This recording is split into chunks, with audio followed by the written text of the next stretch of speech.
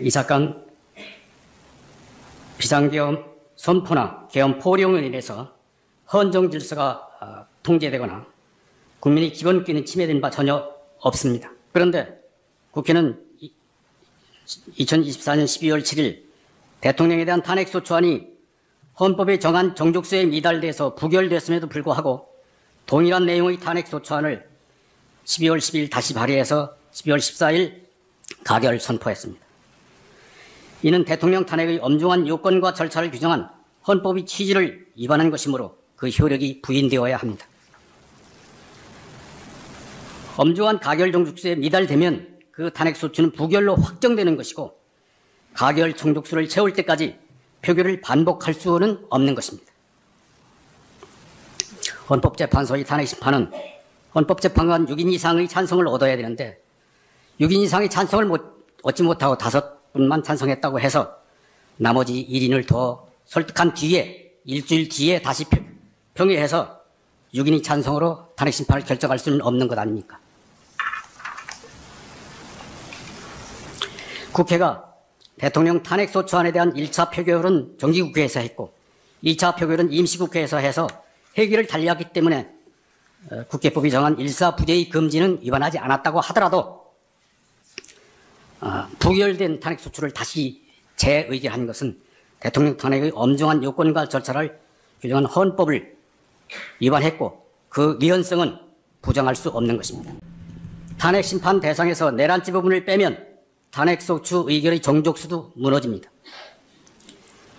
국회가 2024년 12월 14일 가결한 탄핵소추 사유는 대통령의 비상계엄 선포가 헌법과 법률에 위반되고 형법상 내란죄를 구성한다는 것이었습니다.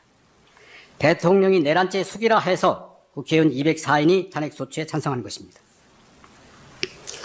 그런데 그 탄핵소추에 따른 탄핵심판 절차에서 탄핵소추인 대리인이 대통령 탄핵소추 사유에서 내란죄 등 형법 위반 부분을 철회하였습니다. 그래서 대통령의 비상계엄 선포가 헌법과 법률에 위반되는지 여부만 헌법재판소의 심판 대상으로 남게 된 것 같습니다. 그러나 국회의원 204인이 이 사건 탄핵소추를 찬성한 주된 이유는 대통령이 내란죄 숙이라는 주장이 탄핵소추 사유에 포함되어 있었기 때문입니다. 국회가 이 사건 탄핵소추안을 표결할 당시에 그 소추안에 대통령이 내란죄 숙이라는 혐의가 포함되어 있지 않았고 비상계엄 선포가 헌법과 법률에 위반된다는 점만 사유로 되어 있었다면 204인의 찬성을 얻지 못했을 것이 자명합니다.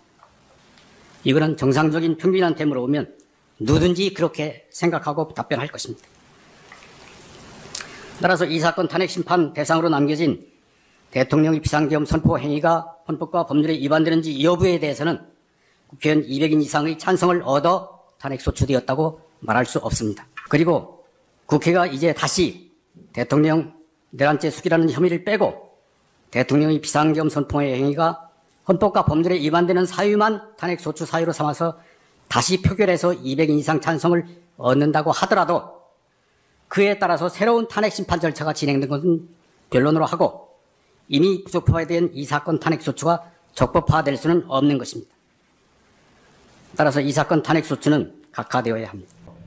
비상계엄 선포의 위헌 위법 여부는 사법심사의 대상이 아닙니다. 헌법이 규정한 비상대권은 국가의 헌법을 수호하고 국가를 위기에서 구하라는 헌법의 명령입니다. 이 사건 비상계엄 선포는 대통령이 자유민주주의 헌법 질서를 수호하고 국가를 보위하기 위해서 헌법이 허용한 비상대권을 행사한 것입니다. 국내 국외의 공산주의 좌익 세력이 대한민국 선거의 부정을 획책해서 국회의 과반수 권력을 탈취하고 그 과반수 권력을 자의적으로 휘둘러서 국회의 입법권과 탄핵소추권, 예산심의권을 남용해서 국가 기능을 마비시키고 자유민주주의 헌법 질서를 붕괴시켰습니다. 그래서 대통령이 이러한 국가 비상사태라고 판단하고 자유민주주의 헌법 질서를 회복시키기 위해서 헌법에 따라 비상대권을 행사한 것입니다. 대통령은 국내 국외의 모든 정보를 종합해서 자유민주주의 헌정질서가 붕괴될 위험성이 매우 큰 비상사태라고 판단했고 이를 해결할 통상적인 수단이 없다고 판단해서 이 사건 비상계엄을 선포하는 것입니다. 그러한 고도의 통치 행위, 위헌 위법 여부는 사법부의 심사 대상이 되지 않는 것입니다.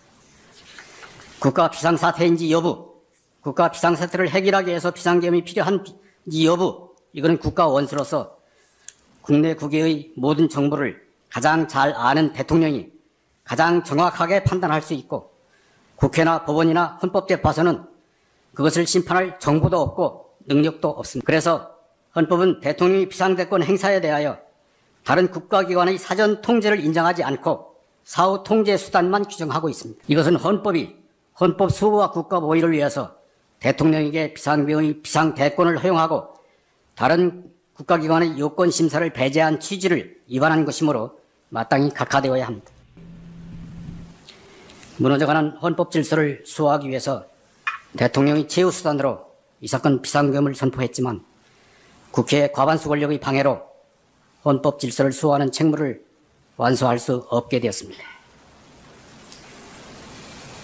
그리고 대통령을 불법 체포하려는 세력과 경호원들의 무력 충돌을 막기 위해서 대통령 피청구인이 스스로 수감되기까지 했습니다. 이제는 헌법재판관이 나서서 대한민국의 헌법 질서를 수호해야 합니다. 헌법은 헌법재판관에게 헌법 질서를 수호할 책무와 사명을 부여했습니다.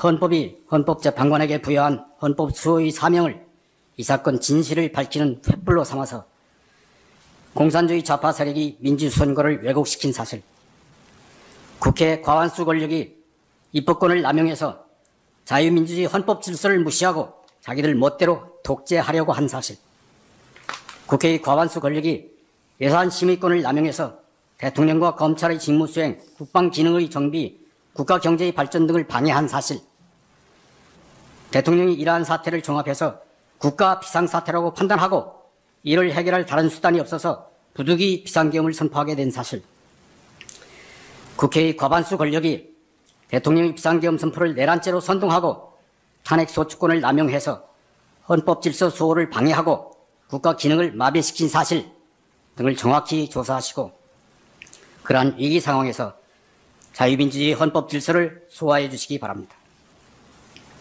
헌법재판소가 국회 과반수 세력의 권력 남용을 통제할 권한이 있다는 사실을 확실하게 공포하여 주시기 바랍니다. 대한민국의 헌법과 국민들이 헌법재판관들의 현명한 심판을 기대하며 열망하고 있음을 잊지 마시기 바랍니다.